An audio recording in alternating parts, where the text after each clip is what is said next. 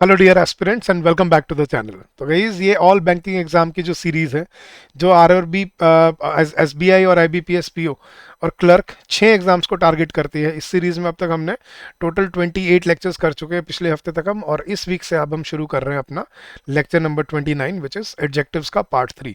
तो पिछले 2 लेक्चर्स में मैंने आपको एडजेक्टिव्स के बेसिक कॉन्सेप्ट और उनके कुछ रूल्स करवाए थे। अब उसी को आज इस लेक्चर में आगे हम कंटिन्यू करने वाले हैं। बट आगे बढ़ने से पहले गाइज जल्दी से लाइक कर दीजिए, वीडियो को सब्सक्राइब कर लीजिए अगर आप यहाँ पे पहली बार हैं तो। और गाइज अगर आपको ये सारे एग्जाम्स के प्रीवियस ईयर क्वेश्चन बिल्कुल फ्री ऑफ कॉस्ट चाहिए, एसबीआई पीओ, एसबीआई क्लर्क का कंप्लीट पिछले 5 साल के previous year questions, IBPS PO, IBPS clerk का और आरआरबी पीओ, आरआरबी क्लर्क, तीनों मतलब 6 एग्जाम को आप यहाँ टारगेट कर सकते हो। और ये जो पीडीएफ है, ये जो गाइड बुक है, ये बिल्कुल फ्री है। ये कहाँ मिलेंगे आपको? ये इस वीडियो के डिस्क्रिप्शन में आपको इनका लिंक मिल जाएगा, जहां से जाके आप इनको डाउनलोड कर सकते हो और अपना बेनिफिट ले सकते हो। ठीक है, तो चलिए गाइस जल्दी से जाइए, डाउनलोड कीजिए इनको और अपनी प्रिपरेशन को और स्ट्रीमलाइन बना लीजिए। और अगर आपको एक वन स्टॉप सॉल्यूशन चाहिए गाइस फॉर योर प्रिपरेशन, एक ऐसा कोर्स चाहिए जो आपको सभी एग्जाम्स को टारगेट करने में मदद करे, ठीक है, not just for prelims but also for mains, तो एक वन स्टॉप सॉल्यूशन जो है वो है आपका बैंकिंग महापैक एग्जाम। ठीक है, इसमें आपको सारे सब्जेक्ट्स के लिए, क्वांट्स के लिए, इंग्लिश के लिए, रीजनिंग के लिए, करंट अफेयर्स के लिए, जनरल अवेयरनेस के लिए, सारे सब्जेक्ट्स के लिए आपको कॉन्सेप्ट क्लासेस मिलती हैं रिकॉर्डेड फॉर्म में जो हमने प्रोवाइड की हैं आपको। फिर इसके साथ साथ हर चैप्टर के में आपको प्रैक्टिस क्वेश्चन मिलेंगे, चैप्टर वाइज टेस्ट मिलेंगे, सेक्शनल टेस्ट मिलेंगे, फुल लेंथ टेस्ट मिलेंगे, प्रीवियस ईयर क्वेश्चंस मिलेंगे, और उसके साथ साथ आपको गाइडेंस और मेंटरशिप मिलेगा। मतलब अपने फैकल्टी मेंबर से अपने डाउट्स और अपने क्वेरीज डिस्कस कर सकते हो, पूछ सकते हो। और ये सिर्फ प्रीलिम्स के लिए नहीं, प्रीलिम्स, मेंस और लास्ट स्टेज तक है, और इस कोर्स की वैलिडिटी है पूरे 1 साल। अब आप इसमें कैसे एनरोल कर सकते हो मैं बस आपको 10 सेकंड में बता देता हूँ और फिर अपना लेक्चर शुरू करेंगे। तो आपको बस क्या करना है, अपने ब्राउजर पे जाना है और ब्राउजर पे जाके लिखना है edutap.in, edutap.in, और आप सीधा क्या करेंगे गाइस, वो सीधा रीडायरेक्ट कर देगा आपको हमारे लैंडिंग पेज पे। और अब नीचे आएंगे तो पहला ही टैब है आपका बैंकिंग कोर्सेज का, आप इस पर क्लिक कीजिए, नीचे स्क्रॉल कीजिए, ये मिल गए आपको आपके बैंकिंग कोर्सेज के कॉम्बो कोर्सेज। ये बैंकिंग महापैक एग्जाम ये कोर्स है जो मैं आपको अभी ऑफर कर रहा था। इसमें आप ब्रोशर डाउनलोड करके इसकी डिलीवरेबल्स देख सकते हो, क्या क्या इसके अंदर आपको मिलेगा। ठीक है, और इस पर अभी हम फ्लैट 60% ऑफ ऑफर कर रहे हैं क्योंकि एग्जाम की नोटिफिकेशन आ चुकी है and it is high time we started preparing in a serious manner. ठीक है, तो इसकी कॉस्टिंग अभी आपको पड़ेगी 3600 रुपीज़ फॉर 1 ईयर। ठीक है, तो एक महीने का 300 रुपया लगभग लगभग, मतलब दिन के 10 रुपये में के हिसाब से आप अपने पूरे साल अपने एग्जाम्स की तैयारी कर सकते हो।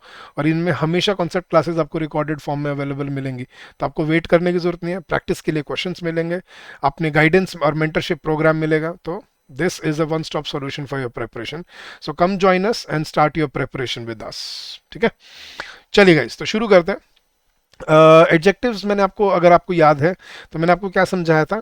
एडजेक्टिव्स क्या होते हैं? वर्ड्स दैट ऐड समथिंग या to add a quality.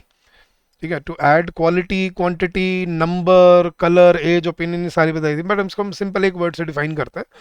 Adjectives are the words that add quality into nouns and pronouns, के वो वर्ड जो किसी नाउन या प्रोनाउन में क्वालिटी ऐड करते हैं उनको हम क्या बोलते हैं? एडजेक्टिव्स। ठीक है, ना गाइस मैंने डेफिनेशन भी समझाई थी। Adjective is a word used to add something to the meaning of a noun और अ प्रोनाउन, जो किसी नाउन या प्रोनाउन में कुछ एक मतलब कुछ ऐड करता है और उसके बारे में डिस्क्राइब करता है। जैसे मैंने बोला Ashok is a boy, Ashok is an intelligent boy, तो इंटेलिजेंट यहाँ पे क्या है? हमारा एडजेक्टिव। ठीक है, फिर मैंने आपको कुछ रूल्स कॉन्सेप्ट समझाए थे, कितने तरह के एडजेक्टिव होते हैं, पॉजिटिव, कंपैरेटिव, सुपरलेटिव। ठीक है, जैसे टॉल, टॉलर, टॉलेस्ट, तो टॉल क्या है? पॉजिटिव, टॉलर क्या है? कंपैरेटिव, और टॉलेस्ट क्या है? सुपरलेटिव। तीनों में क्या डिफरेंस था? टॉल फर्स्ट डिग्री है जो किसी एक नाउन के लिए यूज की जाती है, टॉलर कंपैरेटिव डिग्री है जो दो में कंपैरिजन, सिर्फ दो के बीच में कंपैरिजन के लिए यूज की जाती है, और दो से ज्यादा के लिए हम कौन सी डिग्री यूज करते हैं? सुपरलेटिव। तो टॉल कंपैरिजन में टॉलर, और सबसे टॉल टॉलेस्ट बन जाएगा, वो सुपरलेटिव है। फिर इसके मैंने आपको कुछ रूल्स करवाए थे। पहला रूल था कि कभी भी याद रखना, कंपैरिजन जो एडजेक्टिव है कंपैरेटिव है, मतलब कंपैरिजन सिर्फ कितनों के बीच में होता है? दो के बीच में, दो से ज्यादा के बीच में कभी कंपैरिजन नहीं हो सकता। और दो से ज्यादा के लिए अगर हमें कंपैरिजन दिखाना है तो हमें क्या यूज करनी पड़ती है? हमारी सुपरलेटिव डिग्री। सेकंड रूल क्या था? जब पैरेलल सेंटेंसेस होते हैं, जब दो चेंजेस एक साथ हो रहे होते हैं, जैसे the older you get the wiser you become, the higher you go the colder you feel, कि जितना तुम हाइट पे ऊपर जाते जाओगे उतना ही तुम्हें उतनी ठंड बढ़ती जाएगी। तो ये होते हैं गाइस पैरेलल सेंटेंसेस। इसमें हमेशा क्या याद रखना है आपको, द के साथ कंपैरेटिव डिग्री यूज करनी पड़ती है दोनों जगह पे। जैसे the higher you go the colder it gets, या द कोल्डर यू फील। फिर थर्ड रूल हमने किया था गाइस, कभी भी डबल कंपैरेटिव या डबल सुपरलेटिव इंग्लिश में यूज नहीं किए जाते। मतलब ही इज मोर वाइजर, मोर भी लगा रहे हो और वाइजर भी बना रहे हो। शी इज मोर बेटर, मोर भी बोल रहे हो और बेटर भी बोल रहे हो, गलत। गाइस जो एडजेक्टिव पहले ही अपनी कंपैरेटिव डिग्री में है उसको हम फिर से दोबारा उसके आगे मोर मोस्ट नहीं लगाते। तो शी इज जैसे मैं बोलता हूँ this exam is more tougher than that exam, या UPSC is more tougher than क्या बोलते हैं एसबीआई पीओ एग्जाम। तो UPSC is more tougher, tough का जब टफर हो गया है तो फिर मोर टफर का क्या लॉजिक है। ये गलती हमसे हो जाती है कभी कभी जल्दी में। और इसी तरह से the Himalayas are the most tallest mountains of the world, या this is the most fastest car of the world. Most और फास्टेस्ट क्या लॉजिक है यार। तो जब आपने फास्टेस्ट ही बोल दिया या टॉलेस्ट ही बोल दिया तो उसके आगे मोस्ट लगाने का तो कोई लॉजिक ही नहीं बनता। So we do not use most before superlative adjectives and we do not use more before comparative adjectives. So he is more wiser than his brother नहीं, he is wiser than his brother. She is the most tallest girl of the team नहीं, she is the tallest girl of the team. यहाँ तक हमने किया था, अभी तक revision कर रहा था मैं, अभी तक रिवाइज करा रहा था। आज करते हैं अब अपने आगे नए topic.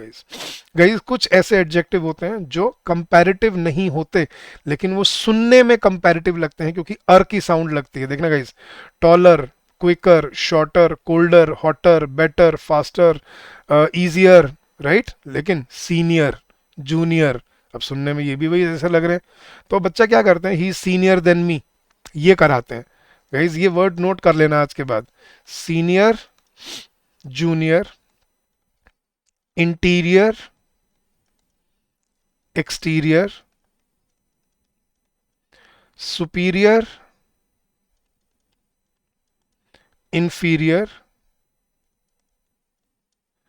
prior, posterior, prefer and elder। इसमें वैसे एंटीरियर और अल्टीरियर भी होते हैं वैसे तो, बट वो इतने फ्रीक्वेंटली यूज नहीं होते, एग्जाम्स में इतने ज़्यादा नहीं आते, बट ये हैं जिन पे गलतियां बन जाती हैं। गाइज ये वर्ड्स याद रखना, इसमें दो चीज़ें हैं जो ये मैंने आपको प्रोनाउन में भी करवाए थे अगर आपको याद है तो। ये जो आई ओ आर एंडिंग वर्ड्स होते हैं और ये प्रेफर और एल्डर होते हैं ना, इनके साथ ये कंपेरेटिव एडजेक्टिव नहीं होते, इनके साथ दैन कभी नहीं लगाया जाता। इनके साथ क्या लगाया जाता है, टू यूज किया जाता है। तो याद रखना, she is senior than me नहीं, she is senior to me होगा, he is junior to her. ठीक है, this room is interior to that room is exterior to this room. Apple is superior to Samsung, मतलब कोई judgement नहीं है, वैसे बोल रहा हूँ। Apple is superior to Samsung, या Samsung is inferior to Apple, या Nokia is inferior to Samsung. ठीक है, मैं meet me prior to the function and I will meet you posterior to the function. तो प्रायर टू पहले और posterior to, prior क्या होता है पहले और पोस्टीरियर क्या होता है किसी चीज के बाद में। प्रेफर क्या होता है गाइस, किसी चीज को, एक चीज को दूसरे से ज्यादा महत्व देना। जैसे I prefer Indian food than American food या इंग्लिश फूड, या I prefer Indian food to English food. तो याद रखना गाइस, प्रेफर के साथ क्या यूज होता है, I prefer Indian food to, या I prefer Indian music to western music, I prefer eating at home to eating outside. और एल्डर गाइज, एल्डर और ओल्डर में क्या फर्क होता है, ओल्डर कोई भी हो सकता है, ठीक है, he is older than you, लेकिन एल्डर जो होता है ना, एल्डर सिर्फ फैमिली मेंबर्स के लिए यूज किया जाता है। तो my sister is elder to me, या माई एल्डर्स, जैसे मैं बोलता हूँ I respect all the elders, you know all those who are elder to me. तो जो मेरे परिवार में मुझसे बड़े, मैं उन सबका आदर करता हूँ। तो फैमिली के लिए हम यूज करते हैं एल्डर, और एल्डर के साथ भी हम क्या यूज करते हैं, टू। तो ये वर्ड्स लिख लेना गाइज, इनके साथ हमेशा याद रखना दैन नहीं क्या यूज किया जाता है, टू यूज किया जाता है। बट कंफ्यूज क्यों हो जाता है, साउंड की वजह से। ये सुनने में और सिचुएशनली हमें क्या लगता है कि ये कंपैरेटिव ही तो है, he is taller than you, he is older than you, he is senior than you. नहीं, he is taller than you ठीक है, he is older than you ठीक है, लेकिन he is senior than you ठीक नहीं है, he is senior to you होगा। क्लियर है। तो ये आपको एग्जाम में बहुत बार आता है, इसमें मैं स्टार डाल रहा हूँ, ये इंपॉर्टेंट रूल है, इसको अच्छे से याद करके जाना। जैसे उसने एग्जांपल दिया, this book is superior to that book, ये बुक उस बुक से क्या है, सुपीरियर है, बेहतर है। ठीक है, चलिए गाइस नेक्स्ट रूल पे चलते हैं। अब कुछ ऐसे एडजेक्टिव्स होते हैं गाइस, देखना, जो अपनी डिग्री चेंज नहीं करते, मतलब वो पॉजिटिव से कंपैरेटिव या सुपरलेटिव में चेंज नहीं होते, वो सिर्फ पॉजिटिव में ही रहते हैं, वो सिर्फ फर्स्ट डिग्री में ही रहते हैं। क्यों, मैं आपको अब लॉजिक समझाता हूँ गाइस। देखना, मैंने किसी को बोला कि चलो मैंने किसी को मैंने बोला ये है भाई, वो इंटेलिजेंट है। ठीक है, इंटेलिजेंट का हम कंपैरेटिव मोर इंटेलिजेंट और सुपरलेटिव क्या बना लेते हैं, मोस्ट इंटेलिजेंट। लेकिन मान लो मैंने अगर बोल दिया यार एल्बर्ट आइंस्टाइन तो एक जीनियस था, अगर मैंने किसी को जीनियस बोल दिया, तो क्या जीनियस के बाद भी गुंजाइश है मैं उसको जीनियस को मोर जीनियस मोस्ट जीनियस बोल दूं? जीनियस का मतलब ही क्या होता है, जो सदियों में एक इंसान जो पैदा होता है उसको जीनियस बोलते हैं। तो जब उस जैसा और कोई है ही नहीं उसके, जब तक वो जिंदा है, तो उसको कंपेयर किससे करोगे? हाँ जी गाइस, देखो, एक होता है गुड, एक होता है बेटर, एक होता है बेस्ट। तो गुड की कंपैरेटिव बेटर और सुपरलेटिव बेस्ट। लेकिन अगर मैंने किसी को एक्सीलेंट बोल दिया या परफेक्ट बोल दिया, तो क्या परफेक्ट के बाद उसको मोर परफेक्ट या मोस्ट परफेक्ट भी बोल सकते हैं? परफेक्ट का मतलब ही क्या है, अपने आप में अति संपूर्ण, बल उससे बेहतर है ही नहीं। तो जब उससे बेहतर कुछ है ही नहीं, तो फिर उसका कंपैरिजन किससे करोगे आप? है ना, देखो, एक होता है डिफरेंट, एक होता है मोर डिफरेंट, एक होता है मोस्ट डिफरेंट। बट अगर मैंने किसी को यूनिक बोल दिया, यूनिक का मतलब ही क्या होता है, अद्भुत, उस जैसा है ही नहीं कोई, एग्जिस्ट ही नहीं करता। तो जब कोई यूनिक ही हो गया, तो फिर उसकी तुलना किससे करोगे? लेकिन मैंने देखा है स्टूडेंट्स को, और वैसे भी generally day to day life में लोग गलतियां करते हैं। जैसे आपने कभी रेडियो पे वो देखिएगा, इस ऐड देखिए, ये जो ये बिल्डर्स और ये इनकी ऐड आती है, ये हमारा फ्लैट खरीद लो, हमारा घर खरीद लो। तो इनमें ना, मैं सुन रहा था एक दिन, तो इनमें इनकी ऐड में बोल रहा बंदा कि this is the most unique location of the city. मैं सुन के हैरान, यार मोस्ट यूनिक का मतलब क्या हुआ? यूनिक का मतलब ही जब अलग होता है, मतलब अद्भुत होता है, उस जैसा है ही नहीं, तो फिर मोस्ट यूनिक का क्या लॉजिक है? लेकिन सर सुनने में अच्छा लगता है। अब ये हैं वर्ड्स जो आपको याद रखने पड़ेंगे। ये कौन से वर्ड्स होते हैं गाइस, जो पहले ही अपनी एक्सट्रीम फॉर्म में एग्जिस्ट करते हैं। ठीक है, जो पहले ही एक्सट्रीमिटी शो कर रहे हैं, इनको हमें याद रखना है कि ये अपनी डिग्री चेंज नहीं करते। जैसे कौन से वर्ड्स हैं, यूनिक, आइडियल। आइडियल क्या होता है, बिल्कुल सही, जैसे Darjeeling has the ideal conditions for the growth of T. लेकिन एग्जाम में एक बार क्वेश्चन आया था और बच्चों को किसी को गलती नहीं पता चली, Darjeeling has the most ideal conditions for the growth of T in India. गलती ढूंढ के बता दो, अगर नहीं पता तो ढूंढ ही नहीं पाओगे, लॉजिक ही नहीं समझ आ रहा। लेकिन अब लॉजिक समझ आ गया ना, तो अब आप इनको पिकअप कर पाओगे, और भी बहुत सारे वर्ड्स हैं, आप समझ जाओगे। यूनिक, आइडियल, परफेक्ट, एक्सट्रीम, जो एक्सट्रीम ही हो गया, ठीक है, तो फिर उसको उसकी तुलना किससे करोगे? कंप्लीट, यूनिवर्सल, इनफाइनाइट, परपेचुअल, लगातार, chief, entire, round, impossible, impeccable. ठीक है, जेनिथ, मतलब जो एक्सट्रीमिटी शो कर रहा है, पैरामाउंट, जो सबसे ऊपर है, तो जेनिथ, पैरामाउंट, इम्पेकेबल, यूनिवर्सल। हाँ जी, मैंने बोला गॉड इज यूनिवर्सल। यूनिवर्सल का मतलब हर जगह है, सृष्टि में हर जगह है भगवान। तो गॉड इज यूनिवर्सल। फिर उसके बाद हम ये कर सकते हैं, my god is more universal than your god. सुन के हंसी आ रही होगी आपको भी, सर ये क्या कर रहे हो? क्यों? क्योंकि सर जब यूनिवर्सल ही होगा, तो फिर उसकी तुलना किससे करें हम? तो ये ऐसे एडजेक्टिव्स होते हैं गाइस, जो अपनी डिग्री चेंज नहीं करते। तो इनके साथ आपको क्या याद रखना है, ऐसे एडजेक्टिव्स के आगे आप मोर या मोस्ट यूज नहीं कर सकते। और वो पेपर में यही डाल के देगा, this is the most unique book I have ever read, या this is a unique book. Most unique का क्या मतलब है? यूनिक मतलब सबसे अलग हो गया, तो फिर मोस्ट यूनिक की कोई गुंजाइश नहीं है वहां पे। ठीक है, जैसे मैं बोलता हूं, ही इज द, या इंडिया, चलो, India is the most perfect example of unity in diversity. India is the most unique example of unity in diversity. मान लो उसने क्वेश्चन दे दिया एग्जाम में, अगर नहीं याद रहा, नहीं समझ आया, गलती नहीं ढूंढ पाओगे। लेकिन अगर पता है, परफेक्ट परफेक्ट होता है यार, उसका मोस्ट परफेक्ट का क्या लॉजिक है? तो इसके आगे मोस्ट लगाना गलत होगा। तो ये कुछ ऐसे एडजेक्टिव्स होते हैं guys, unique, universal, perfect, ideal, first, last, top, bottom, zenith.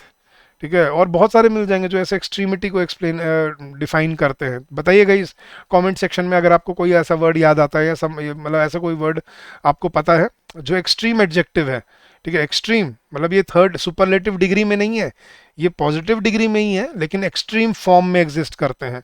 मतलब इनसे आगे जाने की गुंजाइश नहीं होती। जो कंप्लीट हो गया गाइस, देखना, जो कंप्लीट हो गया उसको मैं मोर कंप्लीट, मोस्ट कंप्लीट बोल सकता हूँ क्या? कंपेयर कर सकता हूँ कंप्लीट को किसी से? नहीं सर, हाफ कंप्लीट तो बोल सकते हैं। हाफ कंप्लीट कुछ नहीं होता, ये अपने बनाई हुई चीजें हैं। ऐसे जब मैंने बोल दिया एम्प्टी, एम्प्टी का मतलब क्या होता है? खाली।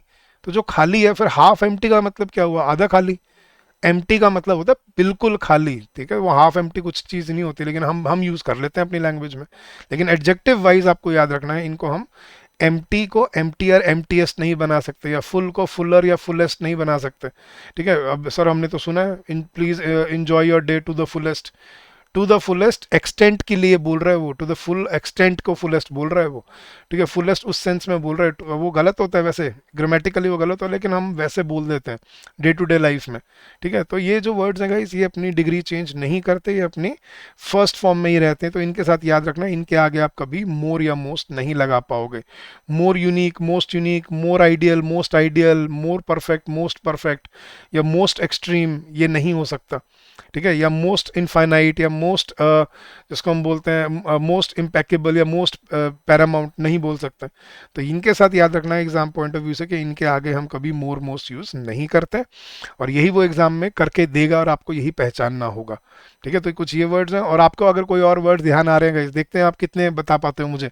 जल्दी से इस वीडियो के कमेंट सेक्शन में बताइए कोई ऐसा वर्ड अगर आपको समझ आ रहा है या याद आ रहा है, और अगर आप बताओगे तो मैं अगले सेशन में डिस्कस भी करूंगा कि वो ठीक था या गलत था। तो अपने अपने कमेंट बताइए कि कोई ऐसा आपको एडजेक्टिव याद आ रहा है, कोई ऐसा एडजेक्टिव पता है जो अपनी एक्सट्रीम फॉर्म में है, ठीक है, जो आगे डिग्री चेंज नहीं कर सकता। देखते हैं गाइस आप कितना दिमाग लगाते हो और कितना ढूंढ पाते हो। चलिए नेक्स्ट रूल पे चलते हैं। आज के लिए लास्ट रूल है, इसका भी एक सेशन और करेंगे हम कल। ठीक है। और उसमें सीखेंगे कि एडजेक्टिव्स कैसे फंक्शन करते हैं। अब गाइस देखना, मैं एग्जांपल बोलता हूँ। मैंने बोला मुंबई, मैं पहले एग्जांपल से समझा रहा हूँ, फिर मैं आपको रूल समझाऊंगा। मुंबई इज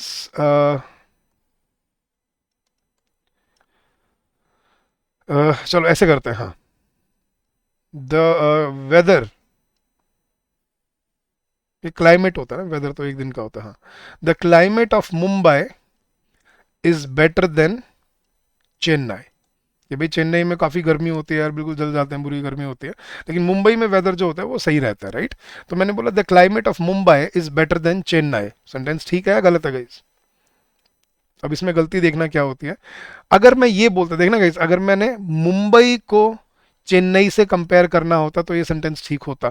अगर मैं ये बोलता ना Mumbai is bigger than Chennai, या Mumbai is better than Chennai, वो ठीक होता। लेकिन यहाँ पे मैं मुंबई को कंपेयर नहीं कर रहा हूँ, यहाँ मैं कंपेयर किसको कर रहा हूँ? मुंबई के क्लाइमेट को। और दूसरी तरफ किससे कंपेयर कर रहा हूँ? चेन्नई से। क्या ये प्लाइबल है? क्या ये पॉसिबल है कि मुंबई का मौसम चेन्नई से बेहतर है? अब हिंदी में तो हम बोल देते हैं कि मुंबई का मौसम चेन्नई से बेहतर है, लेकिन मुंबई का मौसम चेन्नई से बेहतर नहीं है। मुंबई के मौसम को आप चेन्नई से कंपेयर नहीं कर सकते, चेन्नई के मौसम से कंपेयर करना पड़ेगा आपको। समझ आ रही चीज? तो the climate of Mumbai is better than Chennai, या better than that of Chennai. ठीक है। अब ये आपको समझना है कि यहाँ पे हमें क्या लगाना पड़ता है? That of. ठीक है। जैसे मैंने बोला the roads of Chandigarh are cleaner than, the roads of Chandigarh are cleaner than Delhi. कि मैं बोल रहा हूँ कि दिल्ली चंडीगढ़ के जो रोड हैं वो दिल्ली के रोड से क्या है? ज़्यादा साफ है। ठीक है। लेकिन अब गलती क्या है, मैं यहाँ पे अगर चंडीगढ़, अगर मैं ये था ना Chandigarh is cleaner than Delhi, वो ठीक होता। लेकिन यहाँ पे हम कंपेयर चंडीगढ़ को नहीं कर रहे, कंपेयर किसको कर रहे हैं? चंडीगढ़ के रोड्स को। तो यहाँ पे जब चंडीगढ़ के रोड्स को कंपेयर कर रहे हो तो मुझे कंपेयर भी किससे करना पड़ेगा? दिल्ली से, या दिल्ली के रोड से? तो रोड को रोड से ही कंपेयर करूंगा। तो यहाँ पे क्या आना चाहिए था? अब रोड्स है, प्लूरल है, तो यहाँ पे क्या आएगा? The roads of Chandigarh are cleaner than those of Delhi. यहाँ पे दोज ऑफ लगाया, दैट ऑफ और दोज ऑफ यूज होता है गाइस ऐसे ऐसे सेंटेंसेस में, जब आप किसी नाउन के ऑब्जेक्ट को, मतलब उसके एक हिस्से को, ठीक है, एक पार्ट को, जब आप नाउन के एक पार्ट को कंपेयर करते हो किसी दूसरे नाउन से, तो आप दूसरे नाउन से नहीं कंपेयर कर सकते, दूसरे नाउन के पार्ट, उस पार्ट से ही कंपेयर करना होता है। ठीक है। तो उस पार्ट को कंपेयर करने के लिए हमें क्या यूज करना पड़ता है? वहां पे दैट ऑफ या दोज ऑफ, सिंगुलर के लिए दैट ऑफ और प्लूरल के लिए those of. The population of India is, अब देखो अब कह रहे हैं कि इंडिया सबसे मोस्ट पॉपुलस कंट्री बन चुका है, तो the population of India is higher than China, कि इंडिया की पॉपुलेशन, अगर देखो मैं सिंपल ये बोलता ना India is better than China, ये India is more populous than China, वो ठीक होता। लेकिन यहाँ पे मैं इंडिया को कंपेयर नहीं कर रहा हूँ, इंडिया की जनसंख्या को कंपेयर कर रहा हूँ। तो एक पार्ट है इंडिया का जो कंपेयर किया जा रहा है, तो कंपेयर किससे किया जाना चाहिए, चाइना के उस पार्ट से। So the population of India is higher than China या higher than that of China. अब ये ऊपर स्टेटमेंट गई, अच्छा ये दूसरा रूल था, सॉरी मैं यहाँ पे चेंज कर दूंगा इसको, स्टेटमेंट ये अलग अलग आगे गई, वो मैं ये रूल मैं आपको नेक्स्ट लेक्चर में समझाऊंगा। ये वाला रूल है जो मैं पहले समझाना चाहता था, इसके बाद आप ये वाला रूल समझ पाओगे, इसलिए मैंने पहले ये रूल करवाया। इसकी स्टेटमेंट मैं चेंज कर दूंगा आपके पीडीएफ में गाइस, ठीक है, और इसको मैं नेक्स्ट लेक्चर में डिस्कस करूंगा। तो आपको समझना है गाइस कि जब आप किसी नाउन के एक पार्ट को कंपेयर करते हो तो आपको दूसरे नाउन के उसी पार्ट से कंपेयर करना पड़ता है, और दूसरे नाउन के उस पार्ट को रिप्रेजेंट करने के लिए हमें क्या यूज करना पड़ता है, सिंगुलर है तो दैट ऑफ और प्लूरल है तो दोज ऑफ। ये इंग्लिश लैंग्वेज का एक रूल है जो एग्जाम में चेक किया जाता है कि बच्चे को ये पता है या नहीं पता है, ठीक है। तो ये एक रूल है जो आपको समझना है कि when a part of a noun is compared with part of another noun, ठीक है, the part of the second noun is expressed using that of या those of with the noun. तो आपको दैट ऑफ या those of लगाना होता है दूसरे नाउन से पहले, ठीक है, ये रूल है इंग्लिश में। और ये दैट ऑफ क्यों, हम ये नहीं बोल सकते थे सर कि the climate of Mumbai is better then the climate of Chennai. Guys एक ही सेंटेंस में एक ही वर्ड को रिपीट नहीं किया जाता है, ये भी एक रूल है इंग्लिश में। तो रेपिटेशन को अवॉइड करने के लिए तो हमने प्रोनाउन बनाए हैं, तो ये रेपिटेशन को अवॉइड करने के लिए हम यहाँ पे क्या यूज करते हैं, दैट ऑफ या दोज ऑफ यूज किया जाता है, ताकि रेपिटेशन भी ना हो और गलत कंपैरिजन भी ना हो। क्लियर हो गया सबको? अगर समझ आ गए तो गाइस थम्स अप कर दीजिए जल्दी से और बता दीजिए कि आपको हर चीज़ में क्लैरिटी है यहाँ पर। तो ऐसे ऐसे कॉन्सेप्ट आप सीख के चलोगे ना गाइस, अपनी लैंग्वेज पे कॉन्फिडेंस बढ़ता रहेगा आपका और आप और आगे निकल पाओगे, ठीक है। चलिए गाइस तो आज के लिए इतना ही, ठीक है। मैं फिर से आपको जाने से पहले आपको अपने बैंकिंग महापैक एग्जाम में एनरोल करने के लिए बता जाता हूँ। गाइस अपनी तैयारी आज से शुरू कर लो, नहीं तो बहुत लेट हो जाओगे। इस कोर्स में आपको concept classes, chapter wise test, sectional test, full length test, previous year questions, guidance, mentorship program, और सिर्फ प्रीलिम्स के नहीं, प्रीलिम्स मेंस दोनों के लिए और हर सब्जेक्ट के लिए, quants, reasoning, English, current affairs, general awareness, सारे सब्जेक्ट के लिए आपको यहाँ पे कॉन्सेप्ट क्लासेस मिलेंगी डे 1 पे, और मॉक टेस्ट मिलेंगे, टेस्ट सीरीज मिलेगी, और इसकी वैलिडिटी पूरे 1 साल की है। तो आपको क्या करना है, आपको बस हमारी वेबसाइट विजिट करनी है, ठीक है, और उसमें मैं आपको दिखा देता हूँ। आपको बस अपने क्या करना है, इस ब्राउजर पे जाना है और बस टाइप करना है edutap.in। आप edutap.in सर्च करते ही हमारे लैंडिंग पेज पे आ जाएंगे। ये देखो ये रहे हमारे कोर्सेज, वैसे तो मैं पहले भी दिखाई चुका हूँ आपको, बट फिर दिखा देता हूँ गाइस। आप edutap.in सर्च करेंगे, आप हमारे लैंडिंग पेज पे आ जाएंगे, फिर इसमें क्लिक करेंगे बैंकिंग कोर्सेज पे और नीचे आएंगे तो आपको बैंकिंग कोर्सेज के यहाँ पे प्रोडक्ट दिखेंगे, दोनों के दोनों। अब बैंकिंग महापैक एग्जाम ये है जो आपको 1 साल की वैलिडिटी के लिए मिलता है। इसके लिए हम अभी फ्लैट 60% ऑफ ऑफर कर रहे हैं। The coupon code is capital letters में बैंक 60।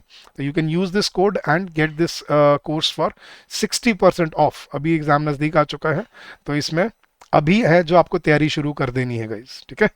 चलिए तो जुड़ जाइए जल्दी से, अपनी प्रिपरेशन को स्ट्रीमलाइन बना लीजिए, और आई होप आपको ये कॉन्सेप्ट सही समझ आ रहे होंगे और मज़ा भी आ रहा होगा सीखने में। चलिए गाइस अगर आपको कोई डाउट है, कोई क्वेरी है, you can always call us on this number which is 8146207241, और you can also drop us an email at hello@edutap.co.in, that's our email ID. आप इस पे भी हमें मेल करके आपकी क्वेरी शेयर कर सकते हैं। चलिए गाइज तो all the very best, keep up your preparation, keep up the good work, and I am sure you will come out with flying colours. तो अच्छे से मेहनत करते रहिए, भगवान पे भरोसा रखिए, अपनी मेहनत पे भरोसा रखिए, और ज़रूर इस बार अच्छा आपका रिजल्ट आएगा। तो thank you once again and happy learning to all of you guys.